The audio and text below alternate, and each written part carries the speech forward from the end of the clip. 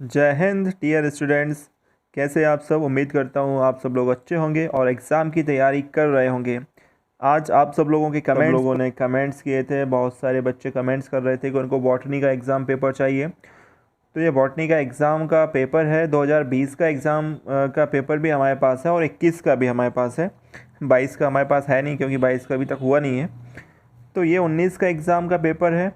20 और 21 की बात मैंने इसलिए की क्योंकि 20-21 में कोरोना काल में जो एग्ज़ाम हुआ था उसमें बहुत कम क्वेश्चन आए थे, उसका पैटर्न टोटल अलग था।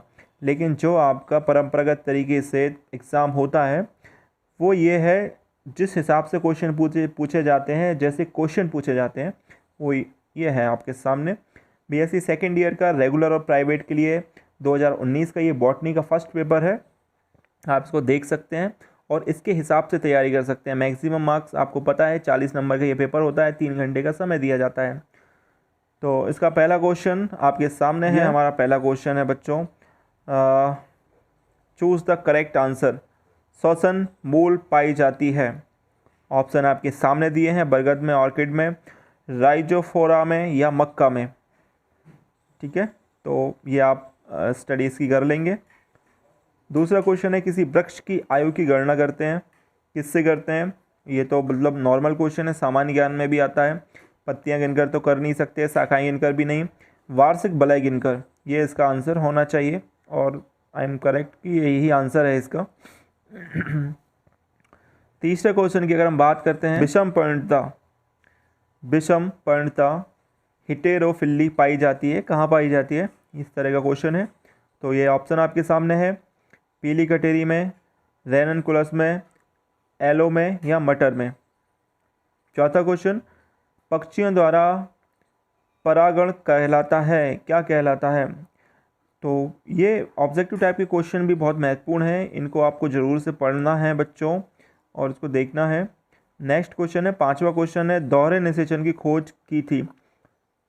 तो ये इसलिए भी महत्वपूर्ण है क्योंकि जनरल नॉलेज का क्वेश्चन हो सकता है।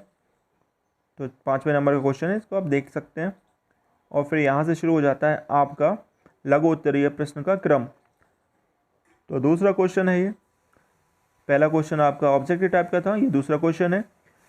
आप देख सकते हैं 10 नंबर के प्रश्न है, 5 प्रश्न आएंगे, 2-2 नंबर का एक प्रश्न रहेगा। एक बीजपत्ती एवं द्विबीजपत्ती जड़ों की आंतरिक संरचना में अंतर बताइए। तो एक बीजपत्ती और द्विबीजपत्ती की जड़ों का जो आंतरिक संरचना में अंतर है वो आपको यहाँ पर बताना है। नेक्स्ट क्वेश्चन इसके अथवा में है, जड़ की सूक्ष्म जीवों के साथ पारस्परिक क्रिया पर टिप्पणी कीजिए।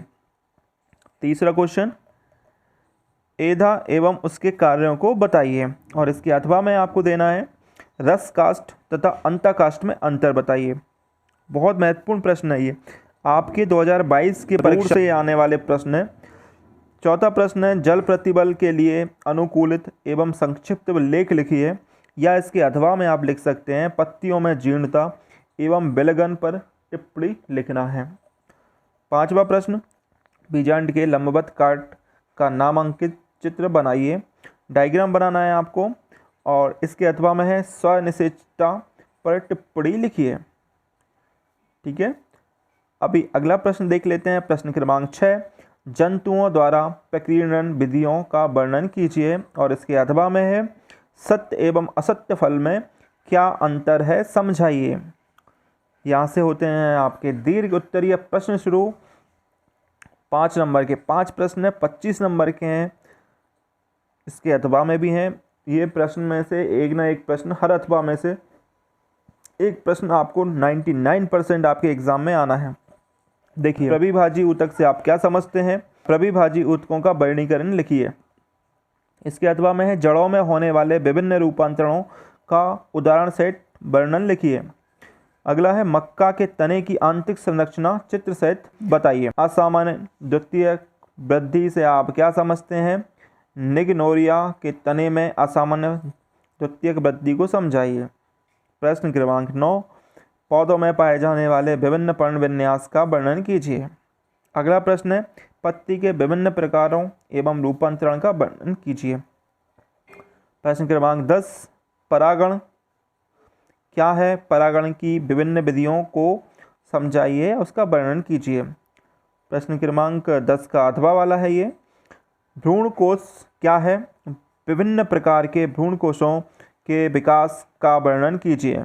11वें नंबर का प्रश्न, आवृत्ति बीजियों में द्विनिषेचन का सचित्र वर्णन कीजिए एवं इसका महत्व समझाइए। और आपका इसके अथवा में है, वृद्धि प्रजनन की विभिन्न विधियों पर लेख लिखिए।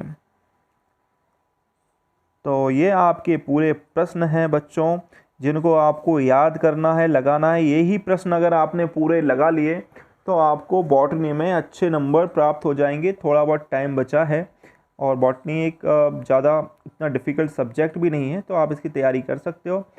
आगामी वीडियो भी हम आपके साइंस से, आर्ट्स से, कॉमर्स से रिलेटेड, इंग्लिश के, हिंदी के और जो आपके एग्ज़ाम में पूछे जाने वाले जो विषय हैं, उनसे संबंधित वीडियो लाते रहेंगे।